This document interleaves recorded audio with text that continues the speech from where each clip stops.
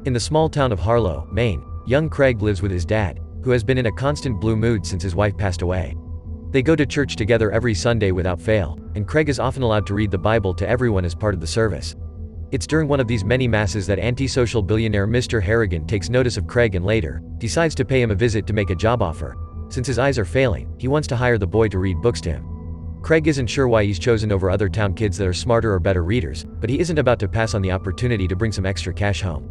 Harrigan's mansion is at the edge of town, and Craig walks there 3 times a week to read to Harrigan and drink tea prepared by the housekeeper Edna. Some of the books are advanced for his age, but Craig slowly learns to understand them and enjoys the philosophical discussions that they bring to the table. He also enjoys looking around the fancy rooms in the mansion and Harrigan's collection of flowers, but there's a locked closet he isn't allowed to look into because according to Harrigan it's full of terrible secrets. Sometimes Craig does odd jobs around the house too, like shoveling the snow from the porch, but when it comes to newspapers, Harrigan reads them himself to keep up with financial news. The more time Craig spends with Harrigan, the more curious he becomes about the man's past, so one afternoon he finally gives in and Googles him. It turns out Harrigan used to be a businessman known for being ruthless and for his hostile takeovers, meaning he isn't well liked in general. He never got married or had any kids, and the few relatives he has don't get along with him either, meaning he lives a very lonely life. Since Craig has always felt guilty for his mother's death, he sympathizes with Harrigan more than he should. Now that Craig is working for him, Harrigan sends him a card with a lotto ticket for Valentine's, Thanksgiving, Christmas, and Craig's birthday, but he never wins anything. 5 years pass, and while Craig becomes a teenager, his age has never stopped from still coming to Harrigan's house 3 times a week to read, only having missed one day when he got the flu. Although he was sick at that time, Craig still felt guilty since he suspects their time together is the high point in Harrigan's week. Because Harlow doesn't have a high school, Craig must take a bus to the closest city every day when his time to attend finally comes. It's quite a shock for a small town kid like him to learn about cliques and social rules, especially since most of the locals have phones and he doesn't, but he still manages to make some friends. The most shocking part of his first day, however, is being approached by a bully called Kenny, who expects Craig to shine his shoes in the bathroom because that's the newbie's job. Craig refuses, and when their conversation becomes an argument, Ms. Hart checks on them, but Craig isn't a snitch and tells her everything is fine. Unfortunately, Kenny doesn't see this as a good gesture, and once the teacher is gone, he still promises Craig a bad time in the future. When Craig gets home after class, he doesn't mention the incident to his dad and asks for a phone instead, but he's denied. The next time Craig goes to Harrigan's, he asks him if he ever encountered bullies or people that tried to take advantage of him at work in order to fish for advice. Harrigan explains he did, and he dealt with all of them harshly. A few months pass, and when Christmas comes, Craig gets 2 wonderful gifts. His dad finally gets him a phone, and Harrigan's lotto ticket earns him $3,000. Craig's first call is to Harrigan in order to thank him for the gift, and Harrigan explains it's just a little something he does for every person he calls a friend. Having a phone allows Craig to sit with the popular kids and connect with a cute girl that he has a crush on. Getting new friends doesn't stop him from still going to Harrigan's, and it prompts the old man to ask Craig why he keeps coming even if he can have a social life now. Thus Craig explains he doesn't come because of some sense of obligation. He genuinely enjoys his time in Harrigan's company, which makes Harrigan cry. After hearing such a sad question, Craig convinces his dad not to put all the lotto money in his college fund and uses part of it to buy a phone for Harrigan. At first the old man doesn't want it because he's afraid he would get addicted to it. This is why he doesn't have a TV or a radio either, but he quickly changes his mind when Craig shows him he can keep up with the stock market and the news in real time instead of having to wait for the next day's newspaper. From then on, during each visit, Craig would teach Harrigan new ways of using the phone before they jump into reading. This includes setting up his voicemail message and choosing a nickname, which is Pirate King, because the newspapers used to call him that. Craig also asks Harrigan for his favorite song to put as his ringtone. As weeks pass, Harrigan becomes addicted to the phone and sometimes ignores Craig's reading, but fortunately it's easy to get him back on track. Craig begins worrying a bit when Harrigan starts needing an oxygen tank to sleep and wonders why Harrigan has chosen to live in such a small town away from more advanced care, prompting Harrigan to confess he wanted to live in a place where people don't ask things from him. In return, Craig explains he would love to move to the big city to become a screenwriter. Harrigan doesn't approve because there are always enemies getting in your way in that kind of business, and makes Craig promise that if he ever goes down that career road, he'll dispatch any enemies with haste and without any guilt. Craig is impressed by the fact Harrigan can still hold himself with power even in this weakened state, but he also feels bad for Harrigan because he found a drawer full of lotto tickets, meaning he doesn't have many friends to send them to. A few days later, Craig comes to the mansion while Edna is having her day off and lets himself in after Harrigan takes too long to open the door. Sadly, it's not the phone that is distracting him but something worse. Harrigan has died on his chair with his phone in his hand. It's a very disturbing and upsetting image to find, and it hits Craig harder when he grabs the phone and discovers Harrigan had been about to call him. Crying, Craig calls his dad for help before honoring Harrigan's life with his favorite literary quote. An ambulance and the police come to take care of everything, and by the time Craig makes it home at night, he's so tired he didn't realize he brought Harrigan's phone with him as well. As a final goodbye to his best friend, Craig sends a text to Harrigan's phone saying he'll miss their afternoons together. The day of the funeral, not many people attend, but Craig still reads a passage from the Bible and puts Harrigan's phone inside the suit they've put on the body. Harrigan is buried near Craig's mother, who is visited weekly by his dad, but Craig himself only came once because it would be accepting she's gone forever. After the burial is over, Craig is given an envelope by the man in charge of Harrigan's finances with a letter from the old man explaining what he's left him in his will. While Harrigan didn't approve of Craig's career choice, he still wanted to support him, so he left him $800,000 in trust to cover college and any postgraduate work he may choose. The most shocking part is a PS saying Harrigan will miss their afternoons together too, as if replying to Craig's text message, and while Craig wants to blame it on a coincidence, he can't stop thinking about it. Later during a stormy night, he calls Harrigan's voicemail and leaves him a message thanking him for the gift but also admitting he would give it back if he could have his friend again because he misses him.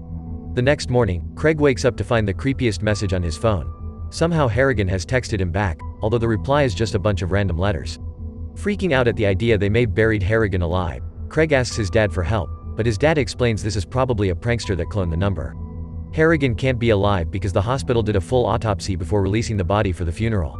This explanation is still not enough for Craig, who visits the cemetery and calls Harrigan's phone only to freak out again when he hears the ringtone coming from his grave. Afterward, Craig goes to Harrigan's house and has tea with Edna, who confirms Harrigan left her and the gardener some money as well. She also agrees that Harrigan was a good man but you didn't want to have him on your bad side. For example, the previous gardener stole from him and Harrigan made him regret it. After refusing to offer details, Edna allows Craig to take something so he can remember Harrigan by, and Craig takes one of Harrigan's favorite flowers. Soon afterward, Harrigan's house goes up for sale and Edna is allowed to stay meanwhile to take care of the place. Once he's feeling better, Craig goes back to school and actually enjoys his classes, especially thanks to Ms. Hart, who is an incredible, supportive teacher. Kenny doesn't bother him much anymore and eventually gets expelled for selling grass on campus. Craig wasn't the one to rat on him, but Kenny still thinks he did. Things get even better when Craig gets to attend the winter dance with his crush, but the perfect night is ruined when Kenny shows up at school again to beat Craig up for snitching and threatening to kill him if he ever tells anyone about this. It's Mr. Hart who finds him moments later and she suspects Kenny did it, but Craig denies it because he wants to graduate without getting in any more trouble. When Craig gets home, he refuses to discuss what happened, prompting his dad to point out he needs to talk to someone instead of bottling his feelings up. Following this advice, Craig decides to call Harrigan's phone and share his fears with the voicemail. The next morning, the whole town is shaken up by the latest news. Kenny has been found dead. Craig can't stop feeling overwhelmed with guilt when he sees Kenny's family grieving, realizing even bullies have people that love them. He can't stop thinking about this the rest of the day and it keeps him distracted during his lessons, so Ms. Hart talks to him after class to comfort him and remind him not to blame himself. Since she's always been so understanding, Craig brings up the subject of ghosts and Ms. Hart admits she doesn't like to mess with things like Ouija boards and the like because his grandma always taught her not all ghosts are holy. Later that day, Craig visits the place where Harrigan's old gardener used to live and a neighbor explains to him the man ended things in his truck when it became impossible for him to get a new job after Harrigan fired him. Craig's curiosity gets the better of him and makes him check said truck only to get more upset when he finds a lotto ticket inside. On his way out, Craig sees graffiti on the garage door that wasn't finished but was clearly an insult towards Harrigan. In the evening, Craig calls Harrigan's phone to ask him to send him a signal if he truly had anything to do with Kenny's death, and as soon as he hangs up, his phone rings with Harrigan's number and receives another message that doesn't make sense. The following day, Craig shares what has been going on with the local priest under the seal of confession, but the priest agrees with Craig's dad and thinks someone cloned the phone number for a prank. Trying to make Craig feel less guilty, the priest shares the details of Kenny's death. He had been drinking heavily that night and when he tried to sneak out of the house he slipped and fell, meaning it was an accident. What the priest doesn't know, however, is that Kenny's mouth had been full of shoe polish. The priest advises Craig to rethink his obsessive relationship with his phone and Craig does exactly that by going to the store and getting a new updated model. The clerk that sets everything up for him explains that the weird messages could have been stuck in the software, which is known as a ghost in the machine. All the contacts are transferred to the new phone and when Craig tries to call Harrigan this time, it doesn't work, so he assumes it's finally over. As soon as he arrives at his house, Craig throws the old phone in the trash, but he soon regrets it and puts it inside a box full of little memories that he hides in his closet. With Kenny's tragedy and his friendship with Harrigan always present at the back of his mind, Craig graduates from high school and is accepted to a university in Boston. The day he leaves home, he thinks he could see his mother saying goodbye to him next to his dad. University life is actually great and Craig enjoys being surrounded by the subjects he loves, but not a long time passes before tragedy strikes again. One night, he receives terrible news from his dad. Ms. Hart died in a car accident caused by a drunkard called Dean. Devastated, Craig immediately goes home to attend Ms. Hart's funeral and keep an eye on Dean's trial, which has the most disappointing of endings. The guy has had many arrests for driving while drunk in the past and didn't even have his license anymore, but he gets to avoid jail yet again by promising to do rehab time instead. This result enrages Craig, who rushes back to his childhood bedroom to retrieve his old box, and while searching his closet, he finds an old flower crown his mother had made for him when he was a kid and he also hid after she died. Not even this little souvenir is enough to comfort him though, and once he finds his old phone in the box, he calls Harrigan's number and leaves a message on the voicemail asking for Dean's death. The call is made in a moment of blind fury, and after Craig calms down and goes back to his usual routine, he can't stop feeling guilty about what he did, constantly Googling Dean's name to be sure he's still fine. A few days later, Craig's fear becomes a reality when Dean's death appears in the newspaper, although the cause is still under investigation. Determined to find out the truth, Craig drives all the way to the rehab center and pretends to be a journalist to pay a nurse for some information. It's believed Dean did it to himself because he was found in the shower with half a bar of soap down his throat, and shampoo had been found in the autopsy that pointed to him having swallowed it to make the passage of the soap easier. What makes the incident extra disturbing is the fact the soap was the same brand Ms. Hart used, and the note Dean left behind was a quote from Harrigan's favorite song. As soon as the nurse finishes giving the details, Craig returns to his car and has a total breakdown over the fact he's a murderer now. When he returns to his old house later, Craig finds another weird message from Harrigan and remembers that after his death, he finally took a look inside the secret closet and found the contents were just memories of Harrigan's childhood, especially his dead mother. Craig thinks Harrigan has always been as lonely as he is, and that's why he keeps trying to stay in touch, so he visits Harrigan's grave and wonders if those messages were Harrigan's way to tell Craig to stop.